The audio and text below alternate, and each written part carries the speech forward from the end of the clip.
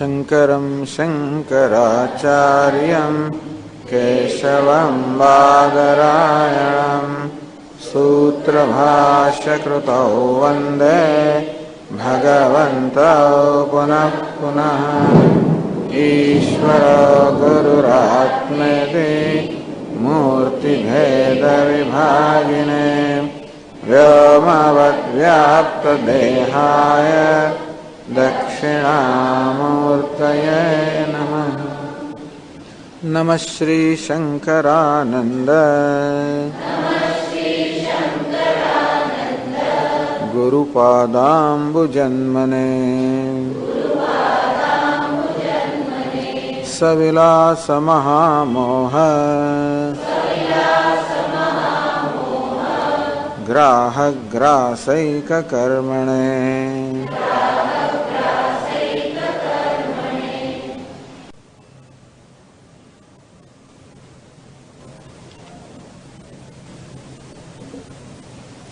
बसो ने 65 श्लोक थी।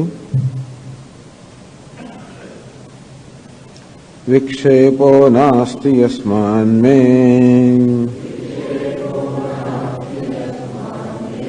न समाधिस्ततो मम। विक्षेपो वा समाधिर्वा मनसस्याद्विकारिणः नित्यानुभवरूपस्य को मे वानुभवः पृथक्। कृतं कृत्यं प्रापणीयम् प्राप्तमित्येव निश्चयः। व्यवहारो लौकिको वा शास्त्रीयो वान्यथापि वा ममाकर्तुरलेपस्य यथारब्धं प्रवर्तताम्। अथवा कृतकृत्योऽपि लोकानुग्रहकाम्यया शास्त्रीयेणैव मार्गेण वर्तेऽहं काममः क्षतिः।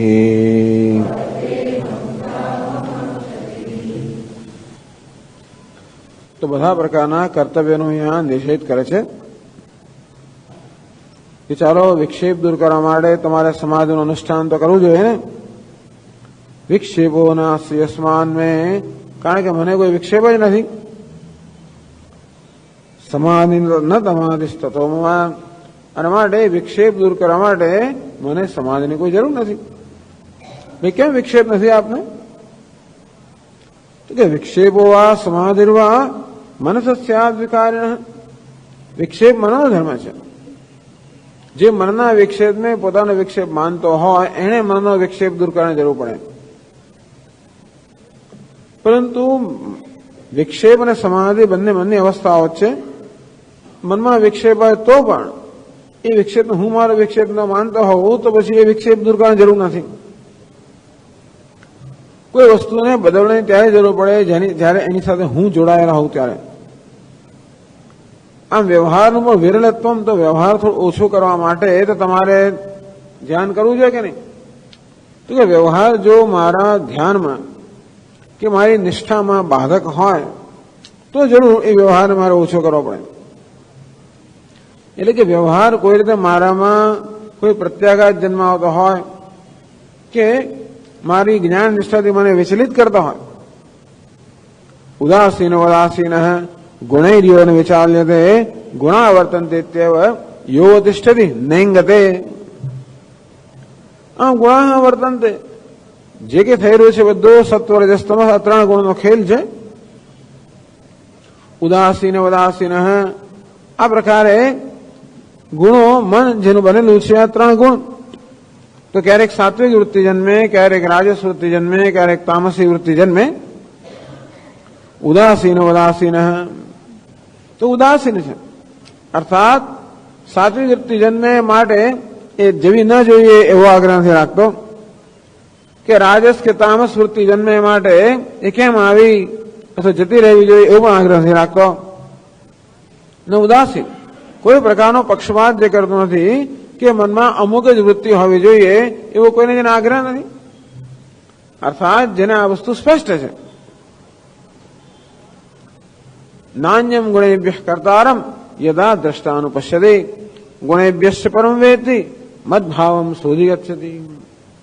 નાન્યમ ગુણેભ્ય કર્તારમ, આ કર્તૃત્વ તો ગુણમાં છે, સત્વ રજસ તમસ આ ત્રણ ગુણ જ વાસ્તવમાં સર્વકર્મ કરી રહ્યા છે. સર્વકર્તૃત્વ ભોક્તૃત્વ ત્યાં છે. આ તે જાણે છે કે કર્તૃત્વ ભોક્તૃત્વ આ સર્વ આ ગુણમાં રહેલું છે, અને ગુણ એટલે મનમાં જન્મતી વૃત્તિઓમાં. ગુણેભ્યશ્ચ પરમ વેત્તિ, આ ત્રણ ગુણ પર એનો સાક્ષી અભાષક જે છે એને પણ જાણે છે આત્મતયા. મદ ભાવમ શોધી ગચ્છિત, ભગવાન કહે છે કે મારા ભાવને મારા સ્વરૂપને મને પ્રાપ્ત કરે છે. અને એટલા માટે પ્રકાશમ છે પ્રવૃત્તિમ છે મોહ પ્રમાદ પ્રકાશમ મોહમેવ છે પાંડવ. આ પ્રકાશ એટલે સાત્વિક વૃત્તિ, અને પ્રવૃત્તિ એટલે રજસ રાજસી વૃત્તિ, અને મોહ એટલે તામસી વૃત્તિ. જન્મ તો પણ ન દ્વેષ્ટિ સંપ્રવૃત્તાની ન નિવૃત્તાની કાંક્ષતે, એ વૃત્તિઓ પ્રત્યેને કોઈ દ્વેષ કે આકાંક્ષા એવો કોઈ સંબંધ નથી. ઉદાસીન ઉદાસીન, વૃત્તિ કયા પ્રકારની હોવી જોઈએ એનો કોઈ આગ્રહ નથી. ગુણેન્દ્રિયોનો વિચાર લે એ જાણે છે કે આ ત્રણ ગુણોનો ખેલ જ છે. જે પ્રકારની વૃત્તિ જન્મે ગુણાગુણેષુ વર્તન્તે, એટલે એ જેને કર્મ કહેવામાં આવે છે, તો આ ગુણ આજે સત્વ રજસ તમસ આ ત્રણ ગુણ જેનું મન બનેલું છે એ આ જગતના વિશ્વ સાથે વ્યાપાર કરે એનું નામ કર્મ છે. એ જ બધો વ્યવહાર છે. એટલે કહે છે કે આ વસ્તુ જેને સ્પષ્ટ છે એને માટે મનનો વિક્ષેપ દૂર, મનને બદલવાની જરૂર છે. એના માટે વિક્ષેપ જન્મ આપણે માનતા નથી, કદાચ વિક્ષેપ જન્મે તો પણ જે આ સ્પષ્ટતા છે કે આ વિક્ષેપ મનનો સ્વભાવ છે, એ જાતની સ્પષ્ટતા કે એ પ્રકારનો વિવેક હોવાના કારણે જે મનના વિક્ષેપને પોતાના પર આરોપિત કરતો નથી. સામાન્ય એમ થતું હોય કે મનમાં સુખવૃત્તિ જન્મે એટલે તરત હું મારી જાત પર સુખનો આરોપ કરીને કહું હું સુખી છું. મનમાં દુઃખ વૃત્તિ જન્મે તો હું દુઃખી છું. મનમાં વિક્ષેપ જન્મે તો હું વિક્ષિપ્ત છું. આ મનની અંદર અહમભાવને કારણે જેમ જેમ મનની વૃત્તિઓ બદલાતી જાય તેમ તેમ મારા વિશેના ખ્યાલ બદલાતા જાય. અને એવો જયારે ખ્યાલ જન્મે કે હું સુખી છું ત્યારે એ પ્રકારના ખ્યાલને હું હંમેશા જાળવી રાખવા માંગુ, એ જાય નહીં એમ ઈચ્છું. હું દુઃખી જેવો ખ્યાલ જન્મે ત્યારે ખ્યાલને હું દૂર કરવા માંગુ. આમ મનમાં જેમ જેમ જુદી વૃત્તિ ઉઠતી જાય તેમ તેમ એની અંદરના તાદાત્મ્યને કારણે મારામાં પણ મારા વિશે જુદા ખ્યાલ ઉત્પન્ન થતા જાય. મારા વિશેના કેટલાક ખ્યાલ એવા છે જેનાથી હું સ્વસ્થ થયું, અર્થાત જે મને પ્રિય છે, અને એટલા બધા ખ્યાલ મારા વિશે જે મને અપ્રિય છે. તો મારા વિશે જે પ્રિય ખ્યાલ હોય, અર્થાત હું સુખી છું, સફળ છું, આ બધા ખ્યાલ, એ ખ્યાલને જાળવી રાખવા ઈચ્છું, એમાં પણ સંઘર્ષ. હું દુઃખી છું, નિષ્ફળ છું, અસહાય છું, આ બધા ખ્યાલ તો મને અપ્રિય ખ્યાલો છે, એને દૂર કરવા ઈચ્છું. આ પ્રકારે સતત આ મનુષ્ય મનમાં જેમ જેમ વૃત્તિ ઉઠે તેમ તેમ કશી ને કશી કયા ને કઈ પ્રકારનો પ્રત્યાઘાત દર્શાવતો જ હોય છે. એ કહે છે હું તો કોઈ પ્રત્યાઘાત દર્શાવતો નથી. આ વિક્ષેપ પણ મનનો ધર્મ છે અને સમાધિ પણ મનનો ધર્મ છે. તો મનમાં સમાધાન હોય, મન શાંત થયું હોય, એને કારણે હું શાંત થતો તો મનને શાંત કરવાની જરૂર ખરી. જો મન વિક્ષિપ્ત થતું હોય એને કારણે હું વિક્ષિપ્ત થતો હોઉં તો મન શાંત થાય તો હું શાંત થઉં. હું જાણું છું કે વિક્ષેપ પણ મનની અવસ્થા છે, સમાધિ અર્થાત સંપૂર્ણ શાંતિ પણ મનની અવસ્થા છે. હું મારી જાતની અવસ્થાને જોડતો નથી, અર્થાત મનની અવસ્થાઓને કારણે મારા વિશે નિર્ણય બાંધતો નથી. એટલા માટે મનમાં કશો ફેરફાર કરવાની મને જરૂર નથી લાગતી. વિક્ષેપો વા સમાધિર્વા મનસસ્યાત વિકારિણ, આ મન વિકાર એ મનનો સ્વભાવ છે, અને હમણાં વિક્ષિપ્ત થાય, હમણાં શાંત થાય, એ મારો સ્વભાવ ન હોવાના કારણે મનની સ્થિતિને બદલવી કે મનને શાંત જ રાખવું એ પ્રકારની કોઈ જરૂરિયાત હું જોતો નથી. કારણ કે મન અશાંત હોતો પણ હું જાણું છું કે એ મારો ધર્મ નથી. તેથી મનની અશાંતિનો હું મારા પર અધ્યારોપ નથી કરતો.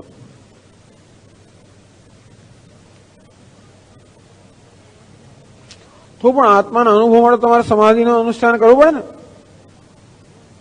નિત્યાનુભવ રૂપસ્ય કોમેવા અનુભવ પૃથક. અનુભવ કરા, જો આત્મા મારા કરતા જુદો હોય તો મારે અનુભવ કરવો પડે.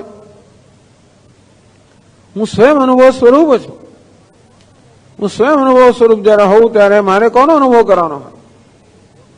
નિત્યાનુભવ રૂપસ્ય કોમેવા અનુભવ પૃથક. તો જુદો મારે અનુભવ કરવાની જરૂર છે. હું અનુભવ સ્વરૂપ છું. કૃતમ કૃત્યમ પ્રાપણીયમ પ્રાપ્તમિત્યેવ નિશ્ચય.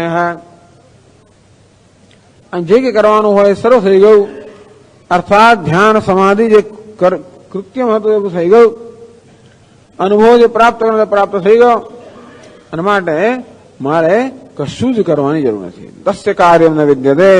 મારે મળે કોઈ કર્તવ્ય કરવું જોઈએ એવું કશું જ નથી. તમે જો આવી રીતે મનની સ્થિતિમાં કોઈ પ્રકારનો રસ લેતા જ ના હોય, એનો અર્થ એ થયો કે કર્તૃત્વ ભોક્તૃત્વ મનમાં છે.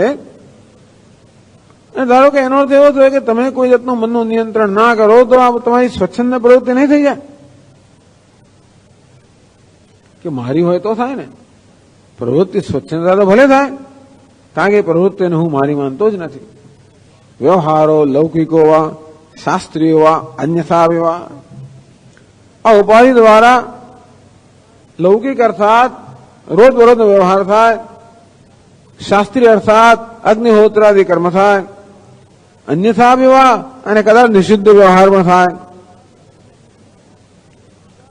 આ કરતું હાલે પછી હું તો આ કરતા છું, હું વ્યવહાર કરતો હોઉં તો મને કોઈ પ્રકારની અપરાધની લાગણી હોય ને, કે હું વ્યવહાર કરતો હોઉં તો એ વ્યવહારનું ફળ મારે ભોગવવું પડે. આ કરતું હાલે પછી હું તો કર્મ કરતો પણ નથી, કે કર્મ હોય તો લેવાયમાન થતો નથી. તેથી હું વ્યવહારને બદલવાની કોઈ જરૂરિયાત જોતો નથી. યથા આરબ્ધમ પ્રવર્તતા. ભલે આ વ્યવહાર પ્રારબ્ધને અનુસરીને ભલે જે પ્રકારનો વ્યવહાર પ્રવર્તમાન થાય તો ભલે થાય, એમાં દખલગીરી કરવાની હું કોઈ જરૂર જોતો નથી. એટલે કે અમુક જ પ્રકારનો વ્યવહાર કરવો જોઈએ, અમુક પ્રકારનો વ્યવહાર ટાળવો જોઈએ, એ પ્રકારની જરૂર હું જોતો નથી. કારણ કે હું એ વ્યવહાર કરતો નથી. નૈનમ કૃતા કૃતે તપતઃ. જે સત્કર્મ છે કે દુષ્કર્મ હોય, કિમહમ સાધુના કરવમ કિમહમ પાપમ કરવમિતિ. અરે રે મેં પેલું પુણ્યકર્મ કેમ ના કર્યું, સત્કર્મ કેમ ના કર્યું, શા માટે પેલું દુષ્કર્મ મેં કર્યું, આ પ્રકારનો કોઈ પશ્ચાતાપ એના મનમાં નથી. કારણ કે હું સત્કર્મ પણ કરતો નથી અને દુષ્કર્મ પણ કરતો નથી. એટલા માટે પ્રારબ્ધને જે કરવું એ કરે, એમાં કોઈ પ્રકારની દખલગીરી કરવાની હું જરૂર જોતો નથી.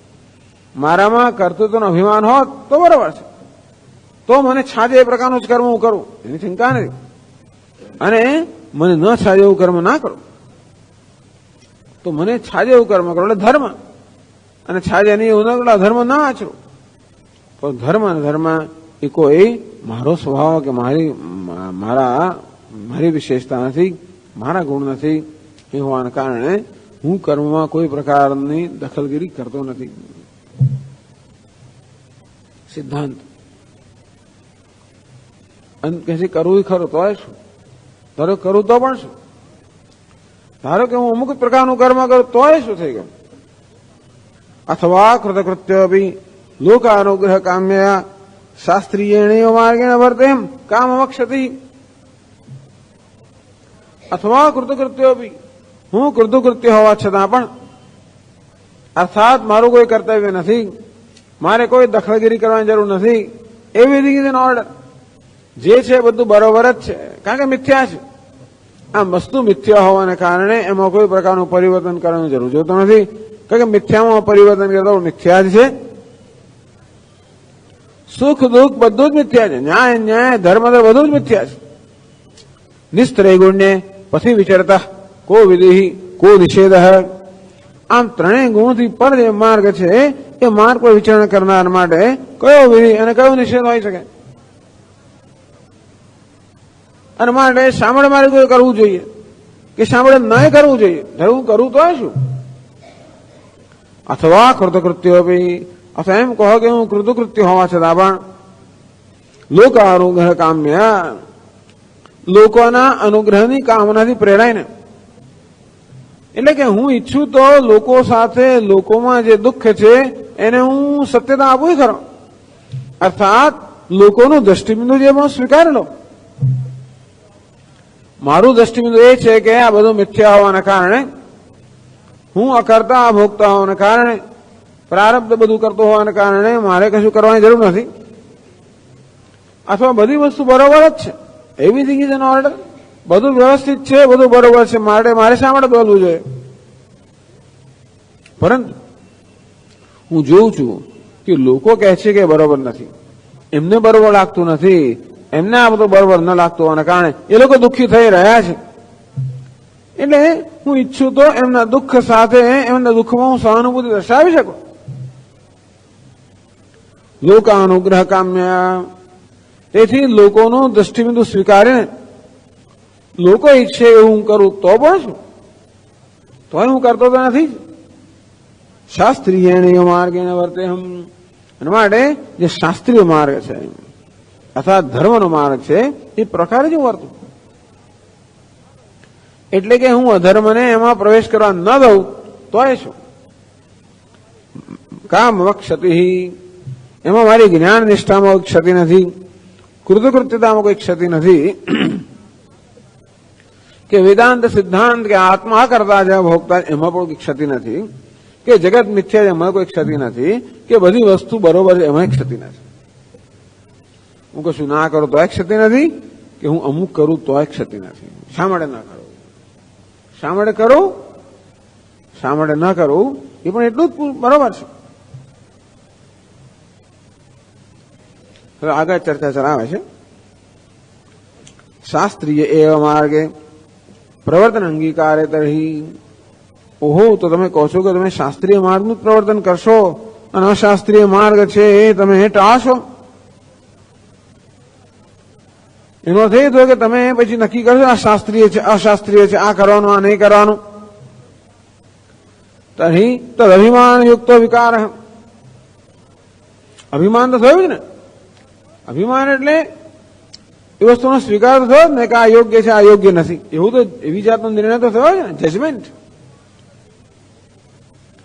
હું આ કરું આ ના કરું, આ મને કરવા યોગ્ય છે મને કરવા યોગ્ય નથી, આપણો અભિમાન તો તમારામાં જન્મ્યો જ ને.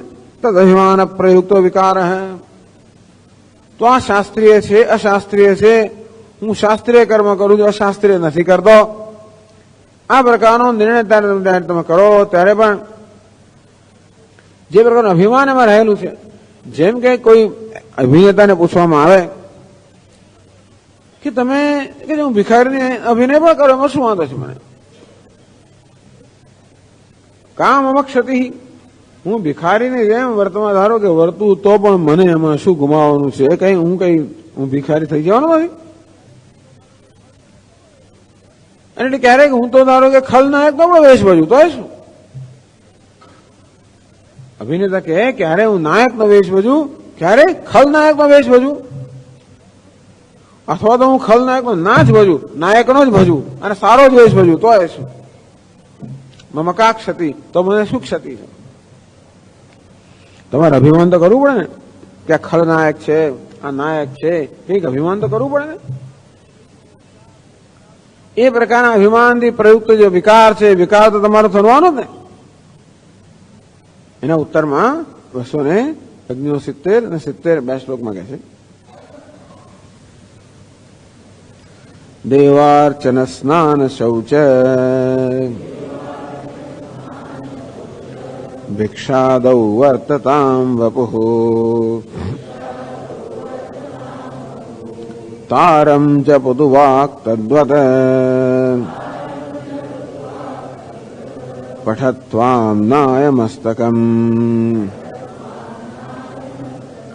विष्णुं ध्यायतु धीर्यद्वा ब्रह्मानन्दे विलीयताम् साक्ष्यहं किञ्चिदप्यत्र न कुर्वे नापि कारये।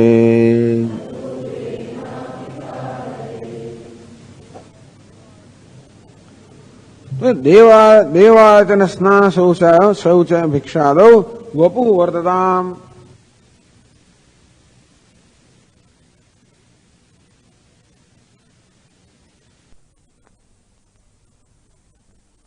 આ પ્રકારની પ્રવૃત્તિ કરે. દેવ અર્ચનમ દેવાર્ચનમ, દેવતાની પૂજા કરતું હોય, સ્નાન થતું હોય, શૌચ શુદ્ધિ રાખવામાં આવતી હોય, ભિક્ષાદો ભિક્ષા માંગવામાં આવતી હોય, ભિક્ષાનો આહાર કરવામાં આવતો હોય, આ બધા કર્મ ભલે ને થાય. હવે શાસ્ત્રીય કર્મ છે તો વપુઃ વર્તતામ, ભલે આ શરીર આ બધી પ્રવૃત્તિમાં, આ પ્રકારના શાસ્ત્રીય પ્રવૃત્તિમાં ભલે આ શરીર પ્રવૃત્ત થાય. એટલે કહેવાનો વાત એ છે કે એમને કહેવામાં અભિમાન નથી. અભિનેતા કહે છે કે હું જયારે ભિખારીનો અભિનય કર્યો ત્યારે મારામાં કોઈ અભિમાન નથી કે હું ભિખારી છું. તો કેવી રીતે થાય? ત્યારે હું ભિખારી છું એ પ્રકારનો અભિમાન ન કરો તો ભિખારનો વેશ કેમ લેવાય? તો કે હંમેશા હું તો અભિનેતા છું એ પ્રકારની સભાન તમારામાં જવાઈ જ રહે છે. અને છતાં પણ ભિખારીમાં અભિમાન કર્યા વગર, અર્થાત મારી જાતને ખરેખર ભિખારી જાણ્યા વગર હું ભિખારીનો વેશ લઈ શકું છું. મારું જે સ્વરૂપભૂત મારી જે સભાનતા છે એ સભાનતાને ગુમાવ્યા વગર. તે જ જ્ઞાની મહાપુરુષ કહે છે કે આ બધા તમે જેને પૂજા અર્ચના સ્નાન શૌચ ભિક્ષા આ બધા કર્મ જે જુઓ છો, વર્તતામ વપુઃ, ભલે આ શરીર આ બધા કર્મ કરે, તો બધા કર્મ શરીર દ્વારા થઈ રહ્યા છે, હું નથી કરતો. એટલે પેલો ભિખારી પણ તો બોલે વેશમાં છે, મારામાં નથી. ભિખારનો વેશ પણ જયારે ભજવાઈ રહ્યો છે ત્યારે પણ ભિખારી પણ ક્યાં છે? વેશમાં છે, કે વાણીમાં હોય કે હાથમાં હોય, આ ઉપાધિઓ મારામાં નથી. જો મારામાં ભિખારી પણ હું આવે તો ખરેખર આંસુ આવે, ખરેખર દુઃખ થાય, ખરેખર અસહાયતા થાય, ખરેખર મને મરી જવાનું મન થાય, શક્ય છે જો ભિખારી પણ અભિમાન આવે તો. પણ 2 કલાક સુધી ભિખારી રીતે વર્ત્યા આવી રીતે અભિનય કર્યા છતાં પણ બહાર નીકળે એવો જ ખુશખુશાલ છે, બતાવે છે કે ભિખારી પણ એને જરાય સ્પર્શતો નથી. અંતે રીતે આ બધી પ્રવૃત્તિઓ દેહના સ્તરે થઈ રહી છે, ભલે થાય. તો વાણીના સ્તરે બીજી પ્રવૃત્તિ થાય, 3 સ્તરે પ્રવૃત્તિ થાય: દેહના સ્તરે, વાણીના સ્તરે અને મનના સ્તરે. તો વાણીના સ્તરે શાસ્ત્રીય પ્રવૃત્તિ થતી હોય, તારમ જપદુવાક, ભલે મારી વાણી જે છે એ તારમ તરતે અને નહીં તારમ શું તારમ પ્રણવમ ઓમકારમ, ભલે ઓમકારનો જપ કરે મારી વાણી, ભલે ઓમકારનો કે ભગવાનના નામનો જપ કરે તો શું? પઠતું આમનાય મસ્તકમ, આમનાય મસ્તક શ્રુતિ શિર એટલે કે વેદાંત શાસ્ત્ર, અને ભલે વેદાંત શાસ્ત્રનું પઠન કરે. વાક પઠતું આમનાય મસ્તકમ, ક્યાં તો મારી વાણી એટલે ઈશ્વર પ્રણિધાન, ક્યાં તો મારી વાણી ભલે આ ઓમકારનો જપ કરે અથવા તો ઉપનિષદનો પાઠ કરે. વિષ્ણુ ધ્યાયતુ ધીહિ યદ્વા, અથવા મારી બુદ્ધિ ભલે વિષ્ણુનું ભગવાનનું ધ્યાન કરે. યદ્વા બ્રહ્માનંદે વિલીયતામ, કે પછી એ ઈચ્છા થાય તો એ બ્રહ્માનંદમાં વિલીન થઈ જાય. સાક્ષ્યહમ કિંચિદપી અત્ર ન કુર્વે ના વિકારે. આ બધી પ્રવૃત્તિમાં હું કઈ કરતો પણ નથી અને કરાવતો પણ નથી. સર્વકર્માણી મનસા સંન્યસ્યાસ્તે સુખમ વશી નવદ્વારે પુરે દેહી નૈવ કુર્વન ન કાર્યન. અને એ બધા કર્મને મનસા સંન્યસ્ય વિવેક બુદ્ધ્યા આત્માનાત્મ વિવેક બુદ્ધ્યા સર્વકર્માણી સંન્યસ્ય અહમ અકર્તા આત્મા આ પ્રકારના જ્ઞાનથી જેને સર્વકર્મનો ત્યાગ કર્યો છે એ ત્યાગ જ્ઞાન સ્વરૂપ છે, કોઈ ક્રિયા નથી. અને આ નવ દ્વારના પૂરની અંદર આનંદથી રહેલો છે, કઈ કરતો પણ નથી, કરાવતો પણ નથી. એ રીતે અહીં કહેવામાં આવ્યું કે શરીરના સ્તરે આ દેવાર્ચન પૂજા સ્નાન વગેરે થતું હોય, વાણીના સ્તરે જપ થતો હોય, પઠન થતું હોય, કે બુદ્ધિના સ્તરે ધ્યાન થતું હોય, કે બ્રહ્માંડમાં લીન હોય. કિંચિદપ્યહમ ન કુર્વે ના વિકારે. હું તો કઈ કરતો પણ નથી, કરાવતો પણ નથી. કેમ? સાક્ષી હું તો બધાનો સાક્ષી છું. આ સર્વ થઈ રહ્યો છે ત્યારે પણ હું તો કઈ કરતો નથી. એ મારી સ્પષ્ટતા હોવાના કારણે હું કઈ કરતો પણ નથી, કરાવતો પણ નથી. એટલા માટે હું ધારું કે શાસ્ત્રીય કર્મમાં જ પ્રવૃત્ત છું, તો હવે હું કઈ કરતો નથી. લોકાનુગ્રહ કામ્ય યદાચરતે શ્રેષ્ઠ તત્ત દેવેતરો જન.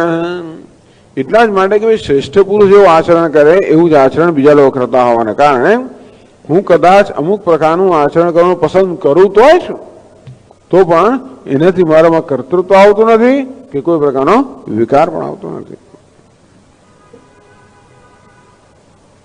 ફલિતમાં એને કારણે શું ફલિત થયું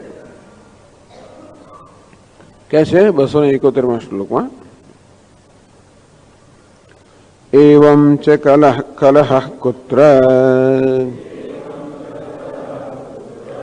સંભવેત કર્મિણો મમ વિભિન્ન વિષયત્વેન પૂર્વા પરસમુદ્રવત.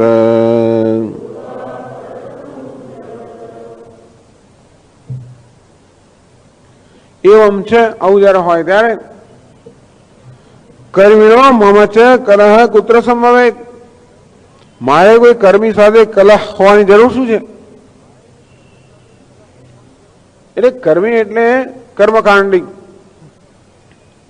કરુણ અભિમાન ધરાવનાર અને મારે શાસ્ત્રીય કર્મ કરનાર જે છે. હું બધા શાસ્ત્રીય કર્મ કરું છું, તો કોઈ કર્મકાંડી મારા વર્તનને કારણે ધારો કે અશાસ્ત્રીય કર્મ થતું હોય આ શરીર દ્વારા, તો કર્મકાંડી મારી સાથે કલહ કરે કે તમે આમ કેમ કરો છો, અથવા તો કોઈ રીતે આ મારું નિત્ય કર્મ ન થતું હોય તો એનો મારી સાથે વિરોધ કરે, તમે કેમ અકારણે પ્રત્યે કેમ નથી કરતા. આમ કદાચ કોઈ કર્મકાંડી મારા વર્તનને જોઈને આ વર્તન સાથે વિરોધ કરે, કે કદાચ કોઈ અયોગ્ય વર્તન થઈ રહ્યું તો પણ બરોબર નથી, અને યોગ્ય વર્તન થવું જોઈએ ન થાય તે પણ બરોબર નથી, એમ કરીને કોઈ કર્મકાંડી કલા કરતો મને કોઈ કલા નથી. ખરેખર તો મારો ને કર્મકાંડી વચ્ચેનો કોઈ પ્રકારનો કલા હોવો જ ના જોઈએ. વિભિન્ન વિષયત્વેન, કારણ કે મારો વિષય ભિન્ન છે. કર્મકાંડનો વિષય એક છે, મારો વિષય બીજો છે. હવે કર્મકાંડ એક જગ્યાએ જોઈએ છે, હું બીજી જગ્યાએ જઉં છું. એ હોવાને કારણે એનો અહંકાર એક જગ્યાએ છે, મારો અહંકાર બીજી જગ્યાએ છે. એક વસ્તુને સત્યતા આપે છે, હું બીજી વસ્તુને સત્યતા આપું છું. એ હોવાને કારણે પૂર્વ પર સમુદ્ર વાદે, પૂર્વ અને અપર સમુદ્ર. પૂર્વનો સમુદ્ર એક બાજુ છે, એક બાજુ પૂર્વ, એક જણ પૂર્વના સમુદ્ર તરફ જોઈએ, બીજો પશ્ચિમના સમુદ્ર તરફ જોઈએ છે. પેલો કે તો આવો કેમ છે કે ત્યાં જઈને કે છે હું ત્યાં જોતો જ હું તો આ બાજુ જોઉં છું, હું વર્ણન કરું છું સમુદ્રને. પેલો કે ખોટી વાત છે. એક માણસ પશ્ચિમના સમુદ્ર તરફ જોઈને વર્ણન કરે છે અને બીજો પૂર્વના સમુદ્ર તરફ જોઈને વર્ણન કરતો હોય. બે ઝઘડે છે, તું ખોટું કહે છે, તું આમ કહે, તું ફલાણું કરે છે. આ પ્રકારે બે વચ્ચે કલહ થઈ શકે, પરંતુ એ કલહને કોઈ સ્થાન નથી. ભિન્ન વિભિન્ન વિષયત્વેન, અમે એક જ વસ્તુનું વર્ણન કરતા હોઈએ અને એ વર્ણનમાં પછી જો ફેરફાર હોય તો કલહ થઈ શકે. આમ બન્યું તો કે આમ નહોતું બન્યું, આમ બન્યું. એક જ વસ્તુ વિશે જો આમ હોય તો કલહ થઈ શકે. પરંતુ એક જે આ બાજુ જોઈને કહેતો હોય કે આમ બન્યું અને બીજો બીજી બાજુ જોતો એને કે આમ બન્યું અને પછી કલહ કરતો એનો કોઈ અર્થ જ નથી. પૂર્વાપર સમુદ્રવત આમ બે વ્યક્તિઓ તદ્દન ભિન્ન દિશામાં જોઈ હોય એને કારણે બે વચ્ચે કોઈ કલહની સંભાવના નથી. એટલે કલહ ના થવો જોઈએ, કારણ કે કલહ માટે એક સમાન વિષય જોઈએ તો જ કલહ થાય ને. એટલે મને અર્થાત જ્ઞાનીને અને કર્મી વચ્ચે કોઈ પ્રકારનો કલહ નથી, કારણ કે વિભિન્ન વિષયત્વેને કર્મીનો જે વિષય છે એક છે, જ્ઞાનનો વિષય બીજો છે. પૂર્વાપર સમુદ્ર તદ્દન ભિન્ન વિષય છે. એ કેવી રીતે? વિભિન્ન વિષયત્વ એવ સ્પષ્ટ હતી. કઈ રીતે કર્મીના અને જ્ઞાનીના બેના વિષયો ભિન્ન છે, તદ્દન જુદા છે? કઈ રીતે? 272 શ્લોકમાં કહે છે, વપૂર્વાઘ્રીષુ નિર્બંધ કર્મિણો ન તુ સાક્ષિણે જ્ઞાનિન સાક્ષ્યલેપત્વે નિર્બંધો નેતરત્ર હિ.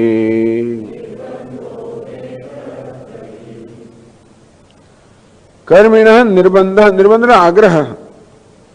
આ કર્મનો આગ્રહ કે અભિમાન કઈ જગ્યાએ છે? વાઘ વપુર્ધીશુ, જે સ્તરે કર્મ થઈ રહ્યા છે. આ ત્રણ સ્તર, વાણી, શરીર, મન, આ ત્રણ સ્તરે કર્મ થઈ રહ્યા છે તો એ કર્મી છે. અર્થાત જે કર્મનો આગ્રહ રાખે છે, કર્મ કરી રહ્યો છે, એનો નિર્બંધ, એનો આગ્રહ, એનો અભિમાન, એની સત્યતા આ ત્રણ સ્તરમાં છે. ટૂંકમાં કર્મી મનુષ્ય આને જ આત્મા માને છે. એ દેહને, વાણીને, મનને આત્મા માને છે, અર્થાત એમાં આત્મ બુદ્ધિ ધરાવે છે. એટલા જ એમાં કર્તૃત્વ છે ને. પ્રાણનેવ પ્રાણો નામ ભવતી, વદન વાક પશ્યન ચક્ષુ, શૃણન શ્રોત્રમ, મનવાનો મન. વાઘ ઇન્દ્રિયમાં અહંકાર હોય ત્યારે હું વક્તા બની જાઉં, અને ચક્ષુ ઇન્દ્રિયમાં અહંકાર તો હું દ્રષ્ટા, શ્રોત્રેન્દ્રિયમાં અહંકાર હતો હું શ્રોતા, મનમાં અહંકાર હતો મનતા. તો આ પ્રકારના ખ્યાલ ક્યારે ધરાવ? હું વક્તા છું, શ્રોતા છું, મનતા છું, ખ્યાલ ક્યારે ધરાવ? દ્રષ્ટા છું. નિર્બંધ, જ્યારે ઉપાધિના આ સ્તરમાં નિર્બંધ હોય, આગ્રહ હોય, અર્થાત અભિમાન હોય ત્યારે. તો ભાઈ કર્મીને આ પ્રકારનું અભિમાન છે અને એટલા માટે એ કર્મ કરતો હોય એ બરોબર છે. જ્ઞાનિન સાક્ષી અલેપત્વે, જ્ઞાનીનો આગ્રહ ક્યાં છે? જ્ઞાની કઈ તરફ જોવે છે? સાક્ષી તરફ જોવે છે. પેલો ક્યાં જોવે છે? વાઘ વપુરથી. કર્મી જે છે ને આ વાણી, શરીર અને બુદ્ધિ કે મન તરફ જોવે છે.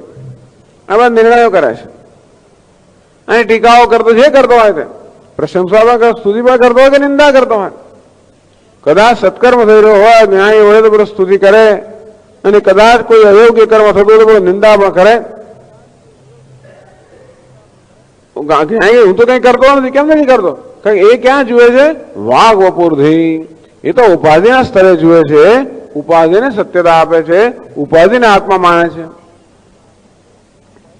જ્યારે જ્ઞાન સાક્ષી અલેપત્વે, આ જ્ઞાનનો આગ્રહ ક્યાં છે? અભિમાન ક્યાં છે?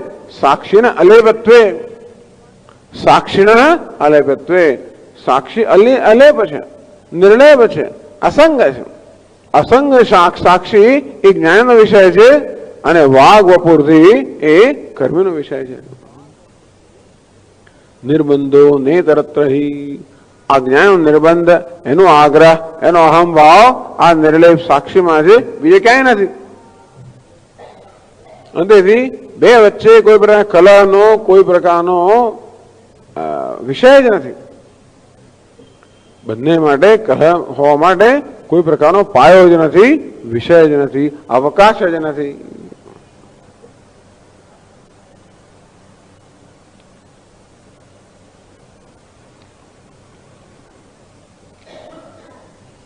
અથાપી યૌ જ્ઞાની કર્મિણૌ કલહમ કુર્વાતે, છતાંય બે જણા કલહ કરતા હોય છે. પેલો કર્મી જ્ઞાનીને ટીકા કરતો હોય કે આવું કેમ કર્યું, પેલું કેમ ના કર્યું, અકર્ણે પ્રત્યવાય, આ કર્મ કેમ કર્યું, પેલું કેમ ના કર્યું.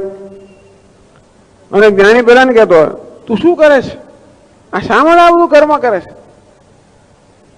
પેલું જ્ઞાની હોય એ કર્મીને હાંસી ઉડાવતો હોય એ શું કર્મ કર કરે છે. અને કર્મી હોય એ જ્ઞાની પ્રત્યે નારાજ હોય કે આવું કેમ કરે છે તું. એમ કરીને બે વચ્ચે કલહ થતો હોય. બે વચ્ચે કલહ થાય, બે કલહ કરે તો ગ્રંથકાર કહે છે કે તત્વવિદ છે તો બંનેને હસતો જ હોય. તથાપિ યૌ જ્ઞાની કર્મીણો કલહમ કુર્વાતે, અર્થાત બંનેના વિષય અત્યંત ભિન્ન હોવાને કારણે છતાં જેમ કે પેલા હાથીને જાણવા માટે પેલા અંધ લોકો ગયા તો એ તો અંધ હોય એટલે તો માત્ર સ્પર્શથી જ્ઞાન પ્રાપ્ત કરવાનું હોય. તું એને હાથીની સૂંઢ પર હાથ ફેરવ્યો, એક નિર્ણય પર આવે હાથ એના પગ પર હાથ ફેરવે, બીજા નિર્ણય પર આવે હાથીને પૂંછડી પર હાથ ફેરવે, ત્રીજા નિર્ણય પર આવે. કોઈ કે હાથી થાંભલા જેવો છે, કોઈ કે હાથી દિવાલ જેવો છે, કોઈ કે હાથી પૂંછડા દોડા જેવો છે. આમ દરેક જણ હાથી વિશે જુદા નિર્ણય પર આવ્યા. અને પછી ત્યાં સેમિનાર થયો હાથીના વિષય પર. ત્યાં આગળ શું થયું, વર્ક સેમિનાર થયો. અને બધા જુદા આવીને પ્રવચનો કરે અને લોકોએ બહુ રિસર્ચ કરી, બધી થીસીસ લખ્યા બધા કે હાથી કેવો થાંભલા જેવો છે. એના પર એક થીસીસ, એને શું કહેવાય થીસીસ એટલે મહાનિબંધ. બરાબર. અને પછી બીજાએ મહાનિબંધ લખ્યો હાથી દોરડા જેવો છે. ત્રીજા મહાનિબંધ લખ્યો હાથી દિવાલ જેવો છે. આ જાત જાતના મહાનિબંધો આવ્યા અને બહુ વિદ્વત્તાપૂર્ણ ચર્ચાઓ થઈ. અને એકબીજાને કલહ કરે, તું સમજતો નથી, પેલો તું સમજતો, તું જાણતો હોય, પેલો તું જાણતો નથી. હવે જે માણસ જોનારો છે એ શું કરે, આ કલહને જોઈને બીજું શું કરે, હસે છે. એટલા જ માટે એ બધાને કલહનો કોઈ અવકાશ નથી. બધાના વિષય જુદા છે, અર્થાત બધા જુદી જુદી વસ્તુના હાથી માને છે અને કલહ કરે છે. તેમાં જ્ઞાની ને કર્મી જુદી વસ્તુના આત્મા માને છે. એક વાઘ વપુરથી, એક વાણી દેહને ઇન્દ્રિયને મનને આત્મા માને છે અને બીજો અલેપ સાક્ષીને આત્મા માને છે. અંતેથી અને છતાં બે વચ્ચે કલહ થાય તો પછી તૌ વિદ્વદ્ભિ પરિહસનીય ઇતિ, તો વિદ્વાનો વડે આ બંને પરિહાસને યોગ્ય છે, બીજું કઈ યોગ્ય નથી. એટલે 273માં શ્લોકમાં કહે છે એવં ચાન્યોન્ય વૃત્તાંત અનભિજ્ઞૌ બધિરાવિવ વિવદેતામ બુદ્ધિમંતઃ હસન્ત્યેવ વિલોક્યતો.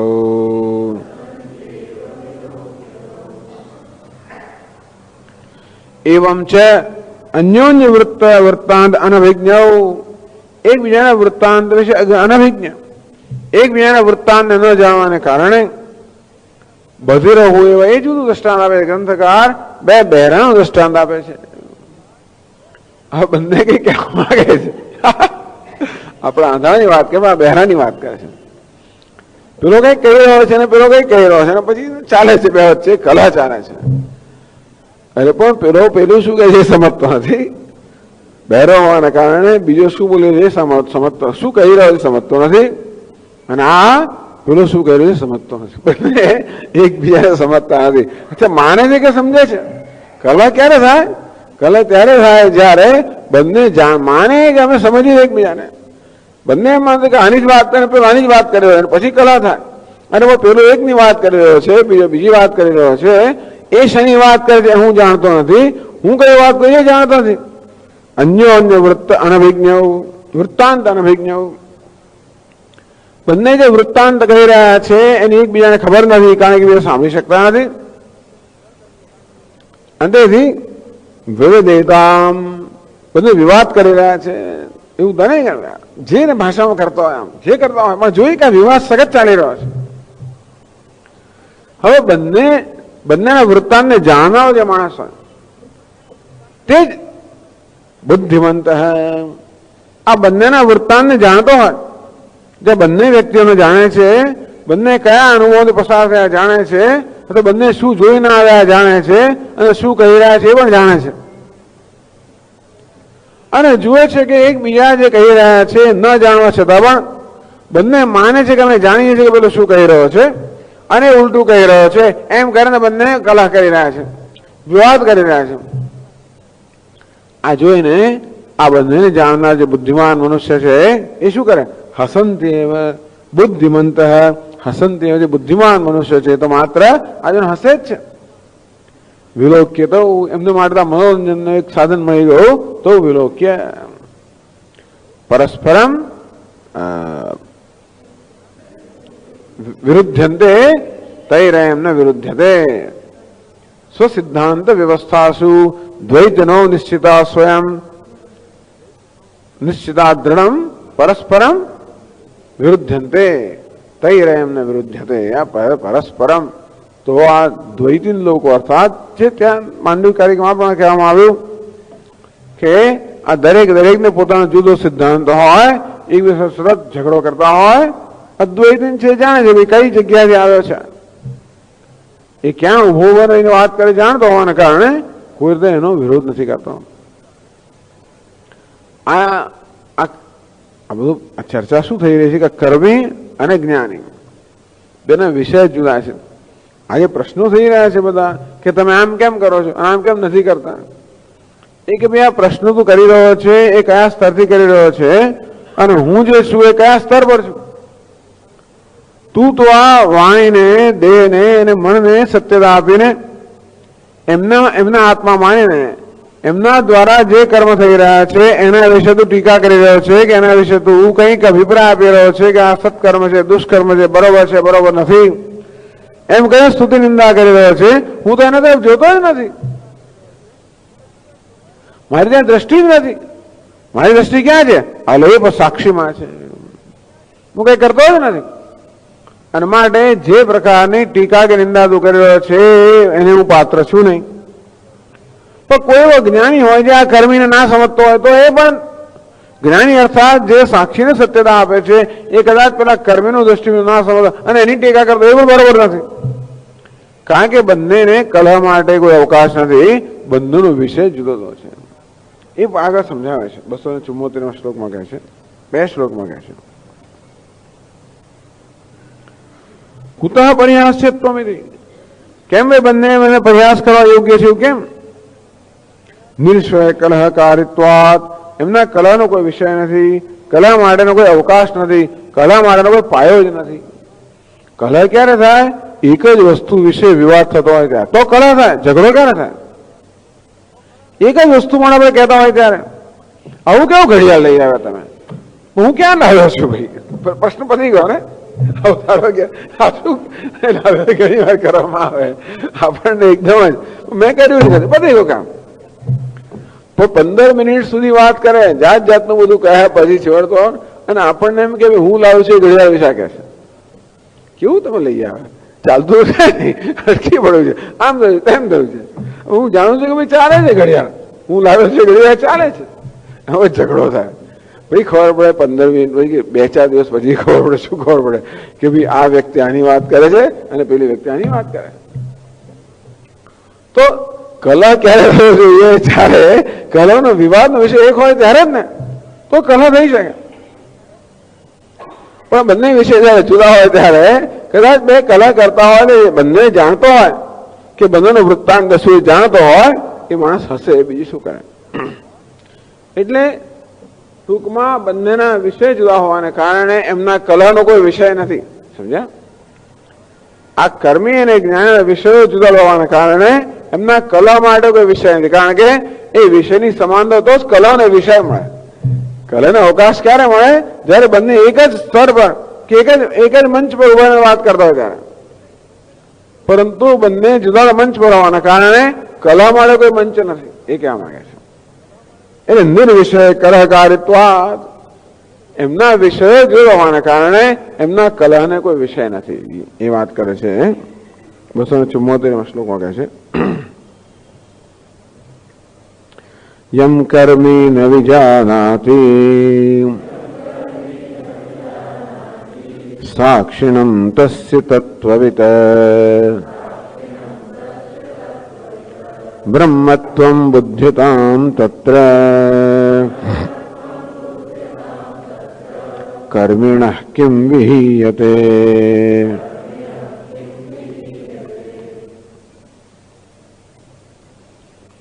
યમ કર્મી ન વિજાનાતિ સાક્ષિણમ તસ્ય તત્વવિત બ્રહ્મત્વં બુદ્ધ્યતામ. યમ સાક્ષિણમ કર્મી ન વિજાનાતિ, આ કર્મી સાક્ષીને જાણતો નથી. કર્મી અર્થાત કર્મને સત્યતા આપનાર, એટલે વિધેય નિષેધનું આચરણ, વિધેય નિષેધને સત્યતા આપનાર. શાસ્ત્ર કહે છે કે આ કરવું જોઈએ, પેલું ન કરવું જોઈએ, ને એ રીતે જ વર્તનાર. એનો અર્થ એ થયો કે આ વાઘ વપુર્ધિ, આ વાણી દેહ ને બુદ્ધિમાં કે મનમાં એનો અહંભાવ છે, એને જ આત્મા માને છે. એ જાણતો નથી કે સાક્ષી નામની કોઈ વસ્તુ હોય જે આત્મા છે. યંગ સાક્ષણમ કર્મી ન વિજાનાતિ, જે સાક્ષી સાક્ષી જેના કર્મી તો જાણતો નથી. તસ્ય તત્વવિદ બ્રહ્મત્વં બુદ્ધ્યતામ, જે તત્વવિદ અર્થાત તત્વને જાણનાર જે જ્ઞાની મહાપુરુષ છે એ તો જાણે છે કે સાક્ષી આત્મા છે. અર્થાત બંનેનો આત્મભાવ જુદા જુદા સ્તરમાં છે. એક આ ઉપાધિને આત્મા માને છે અને બીજો સાક્ષીને આત્મા જાણે છે. તસ્ય બ્રહ્મત્વં બુદ્ધ્યતામ, આ તત્વજ્ઞાની જે છે આ સાક્ષી બ્રહ્મ છે, એ સાક્ષીને બ્રહ્મ રૂપે જાણે. કર્મિણા કેમ વિહીયતે, તમે કર્મીનું શું જતું રહેવાનું છે કે ભાઈ એક મને આપણે દાળમાં બોળી, આપણે નહીં બધું બિસ્કીટ ને બધું બોળી બોળીને ખાતો હોય ને ઘણી વાર, તો પેલો કહે કઈ જોતે દવે કોઈ કે ભાઈ હું બિસ્કીટ દાળમાં, કે બકુલ ત્રિવાળો કોઈ કહેતો હતો હું બિસ્કીટ દાળમાં બોળી બોળીને ખાઉં, એમાં એનું શું જાય છે? એ જરા એનું એટલે એના કઈક બીજી પેઢીની વાત કરતો ટૂંકમાં, હું દાળમાં બિસ્કીટ બોળીને ખાઉં, એમાં એના ફાધરનું શું જાય છે?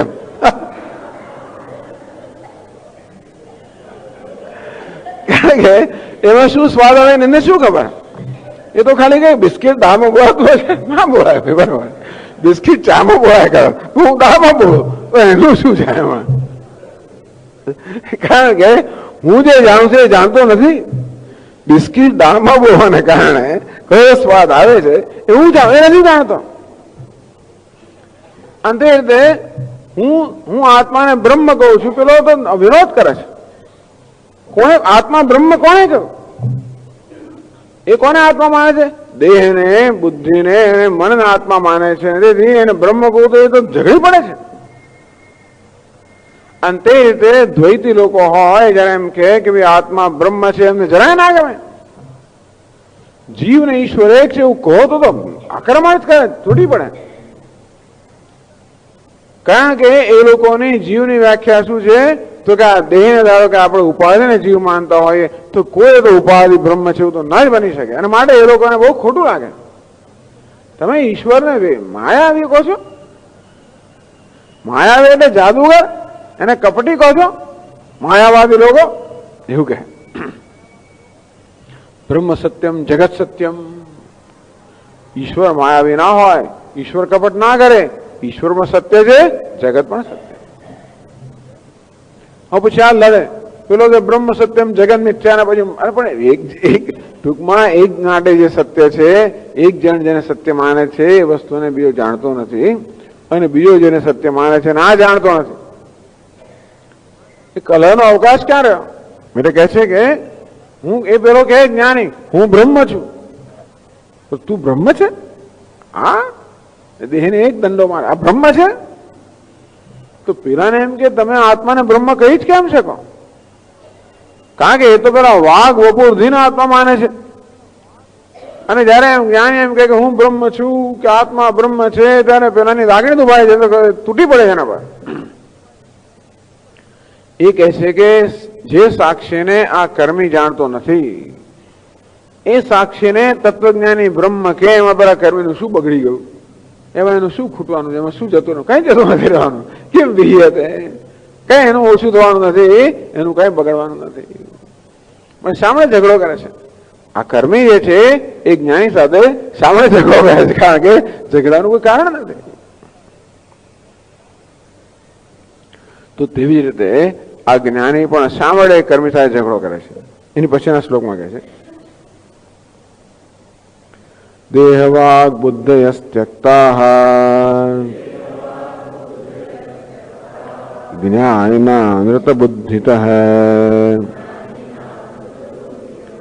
કર્મી પ્રવર્તયત્વાભિઃ જ્ઞાનિનો હીયતેત્ર કિમ.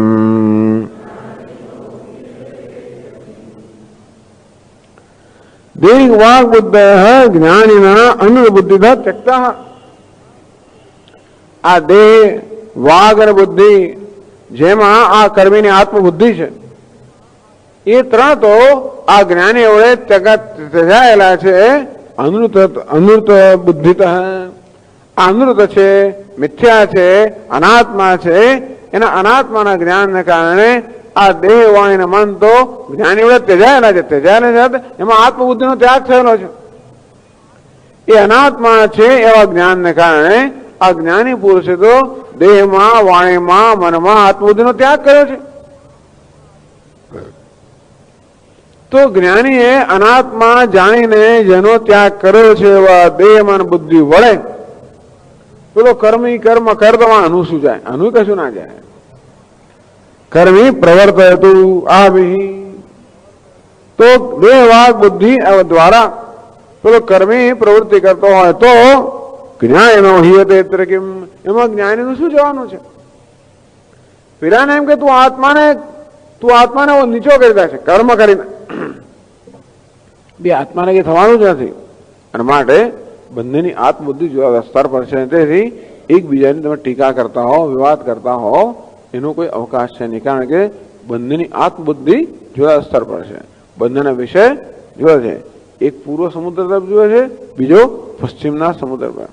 જો કેટલી ભરતી આવી, ઓટ આવી છે, ભરતી ક્યાં આવી છે ટૂંકમાં એક જગ્યાએ ભરતી આવે રિપોર્ટ કરે, બીજી જગ્યાએ ઓટ આવે, થાય જ ને. ચંદ્રનો ઉદય થાય પૂર્વમાં ભરતી આવે તો ત્યાં પશ્ચિમમાં કશું ના ઓટ આવી હોય. સવાર પડે ચંદ્ર આ બાજુ ગયો તો ત્યાં ભરતી આવી, અહીંયા ઓટ આવી. પછી બંને વચ્ચે કલહ થાય, પરંતુ કલહનો કોઈ વિષય એટલા માટે નથી કે બંને જુદી વસ્તુ તરફ જોઈને આ પ્રકારનો અભિપ્રાય ધરાવી રહ્યા છે. ચલો ચર્ચા કરશું. ઓમ પૂર્ણમદ પૂર્ણમિદમ પૂર્ણાત પૂર્ણમુદચ્યતે પૂર્ણસ્ય પૂર્ણમાદાય પૂર્ણમેવાવશિષ્યતે.